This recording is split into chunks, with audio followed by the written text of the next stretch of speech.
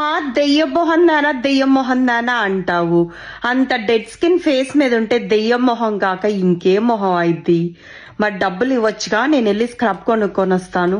పిచ్చి పిచ్చి అన్ని కొనకుండా నేను చెప్పినట్టు చెయ్యి. వాడిని బియ్యం తీసుకొని మిక్సీ వేసి ఒక స్పూన్ తేనేసి శుభ్రంగా కలిపి ఫేస్ కు రాసుకుంటే అసలు ఫేస్ మెల్లమెల్ల ఆడిపోద్ది.